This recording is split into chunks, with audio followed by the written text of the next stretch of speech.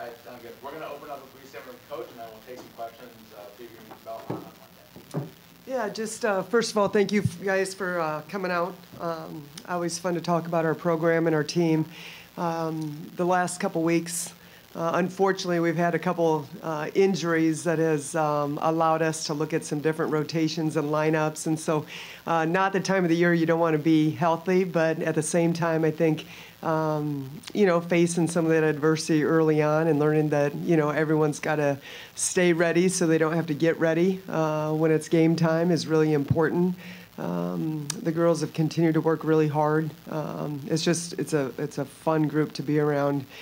We did hear some disappointing news this week with Delilah Brown's waiver being denied, and so that was really unfortunate.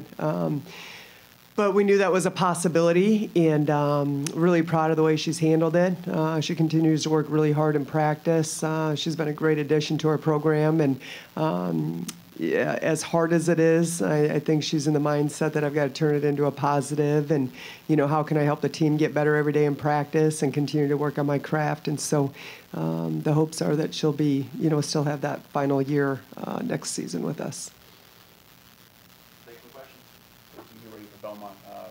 What kind of sticks out as you try to piece together a starting five? Yeah, for us, selecting the starting five, that's a great question. So I really anticipate it's going to be a little bit different than it has in years past. First of all, again, depending upon kind of where we're at from an injury standpoint, a couple of the players that have been out with some just different little things that has popped up, hoping to get them back. And Thursday's a day off, Friday we're back, and so hopefully having those players back by Friday would be huge for us. But I do think early in the non-con, I anticipate us looking at a lot of different starting lineups. I don't think you're going to see traditionally. I think we've been pretty set on our starting five and really have stayed pretty consistent with that throughout the course of the season.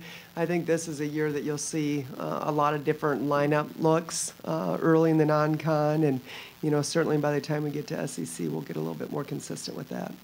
When you look at the offseason and everything, what is like the number one thing that sticks out to you about this year's group? The number one thing that sticks out to me is just how invested they are. The amount of work that they've put in outside of what's been required has been really, I think, special. They love the game. They love coming to practice. They love working on their craft. And I think that's huge, and that's a huge part of being successful at this level. You look at the course of a practice and how many shots you get up in a 2.5 hour practice. There's no way that's, aligns with being an elite level shooter. And so the importance of being able to get in and get some outside work in is huge. And so that would be the thing that really sticks out to me. But the second thing would be just the connectivity that this group has. I think it's a really close-knit group, which is really awesome to be able to say when you've got so many new players and grad transfers and incoming freshmen to go along with your core group coming back, and that just happened pretty organically. And it's been fun to see those relationships just continue to get stronger. Who of the new players has stuck out to you the most? $1 million question. Now, does that include? Is that just freshmen or is that grad transfers too? Let's do freshmen first, and then. If we could put them in two different buckets, we that can would do be We'll outstanding. do the freshmen first, and then the transfers. Oh boy. I don't know that I can. It's just been an incredible freshman group, to be honest with you. And I don't want to shortchange anyone because they all have brought great value. I mean, Grace Slaughter, I think, is just getting more comfortable with every day, being more aggressive offensively, really feeling a little bit more comfortable with our system. And she's a young lady that I think has got a really, really high ceiling. Abby Schreck is just a competitor. I mean, she's just a fierce competitor. She just competes every day, and I think it's been she's come in and really knocked down shots at a high level, high basketball IQ, and like I said, great work ethic. And then, Hannah Lithicum, I think at her size, she's just bouncy, she's rangy, she's got a motor. She moves really, really well. And I just think that energy that she brings every day, It might not always show up in a box score, but I can assure you, you come and watch one of our practices or just watch her when she's not out in that rotation. We put a huge premium on that, and she's just been great. I think she's a phenomenal teammate for all of our players to have, and I think Hilke and Lucy are getting acclimated. They weren't here for June and July, so that made it a little bit tougher, but both of them, it's slow and steady, but I think both of them have a really high ceiling. So we'll move on to the grad transfers. Yeah, so, we're Abby Fight has shot the ball at a really high rate. She's a lefty that can stretch the court, high basketball IQ, rebounds really well for her size, but has the ability to really knock down, I think, tough shots from long range. But I also got to talk about Angie because that's that presence that I don't think we've had the consistency in that spot. And again, getting acclimated to our system, but she's so good in those pick and roll situations and her ability to finish around the rim and rebound out of area. She's going to be a huge addition for us too. So I think I could put everyone out there. I can't help it. I'm fired up about all of them. I'll see them on Monday for a shoot around, so. Good. I'm excited for that. Good. You talk about Abby specifically. When I chatted with her last week, she talked about the chance that she can play some small ball, she can pair with Haley a little bit. I mean, what kind of versatility does she bring, especially with the different lineups you can play with her? Yeah, you're talking about Abby Fight. We had a lot of Haley's, and now we've got a lot of Abby's. So Abby is really high IQ, and it's so cool just to see her as a grad transfer, kind of directing traffic, even from her position and other positions, and being able to help her teammates out. So really, really high basketball IQ. She's got a good physical build that, she's not afraid to bang. She's got the ability to create off the bounce, but she can stretch the court too. So we haven't dabbled a lot with our 5-out offense. It's definitely something that we'll want to have in our back pocket because I think it's a completely different look. But being able to really stretch the court with that lineup, I think could be pretty fun for us too. She talked about the ability to play small ball a little bit. What does that mean to you specifically? Yeah, small ball to me is more of a 5-out motion offense, transition, and you got players that can really stretch the court versus that inside presence back to the basket. And so I think when she's thinking small ball, she's thinking not your traditional back to the basket 5. And Angie's more of a traditional 5-man. Micah can stretch the court a little bit. Hannah, she's going to get there. Sarah Lithcom, is more around the basket. So I think when she's talking about small ball, it's more of a face-up lineup that can really stretch the court and also create off the bounce. We've seen Haley kind of play that too with the 5 a little bit, take a lot of charges last year. To pair those two, Haley and Abby, small ball, what is that going to look like? What do you think that might look like? Yeah, I mean, I think it's hard to guard. I think that it really brings the bigs out from the basket. You're giving up some rebounding and just that ability to alter shots around the basket.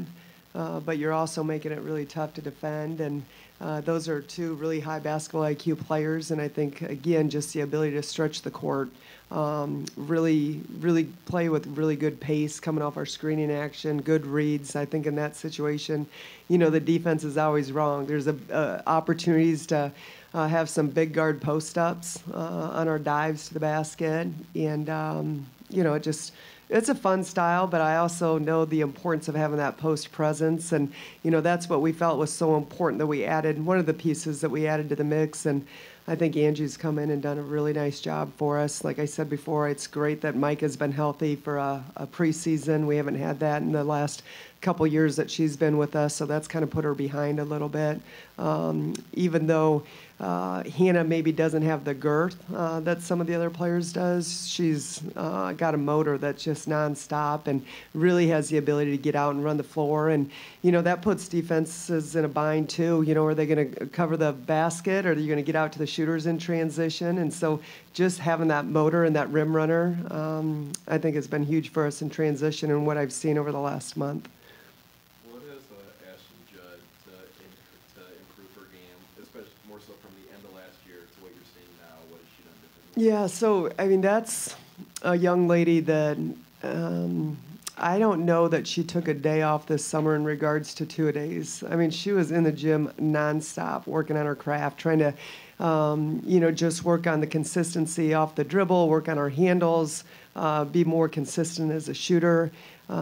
She's got a toughness to her, a grittiness, again, a fierce competitor.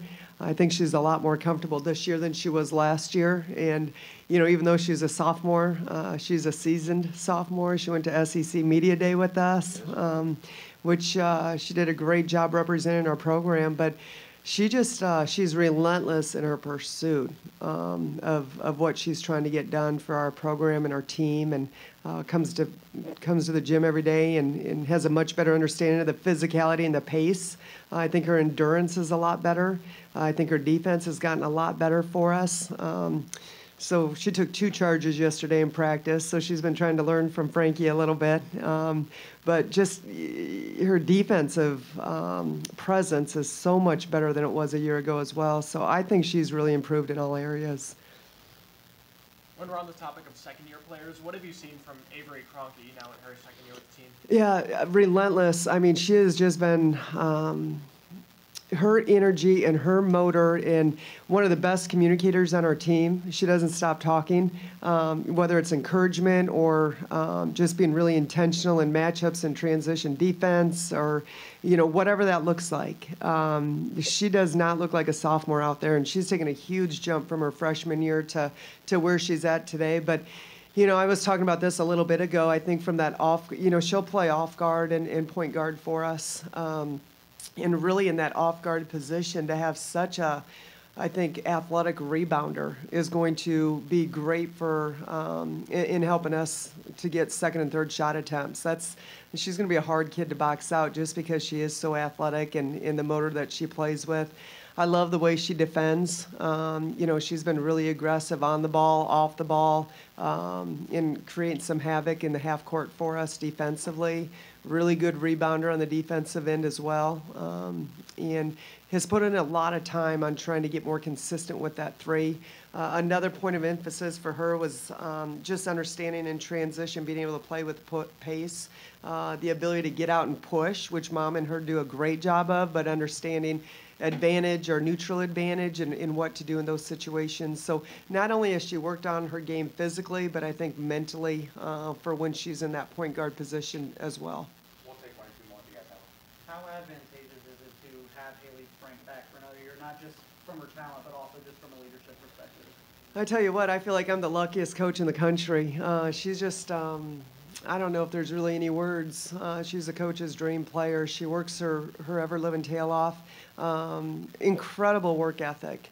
And, it's never been about Haley Frank. It's always been about the front of the jersey and her desire to help her teammates be the best version of themselves they can be, but also somebody that's had a lot of experience under her belt and has been through some,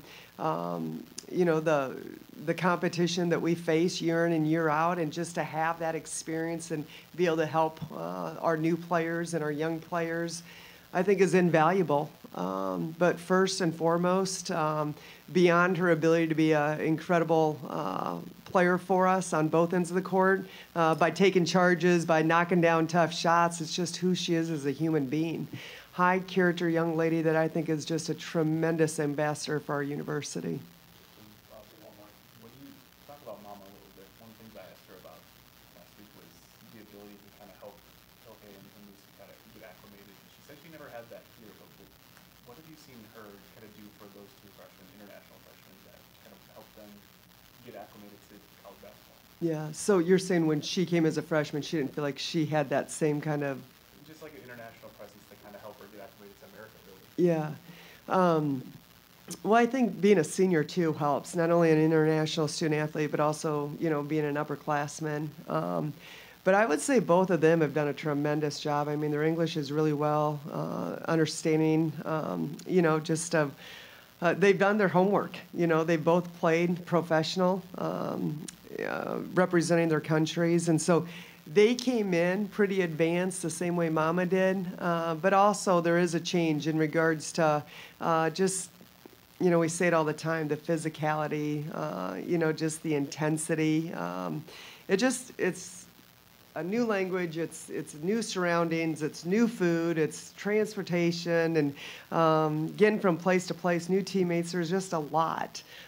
Thankfully, those two have really embraced it, but I think Mama, somebody that has been through it before, has done a tremendous job. And I've really seen Mama take giant steps from a vocal leader standpoint for us. I think she's always been a really hard worker, but to be able to, bring people together in those huddles, that point guard, that quarterback is critical. And I think she's really tried to embrace that this offseason, has done a tremendous job with it. All right, thanks, guys. We'll see you Monday. All right, appreciate you.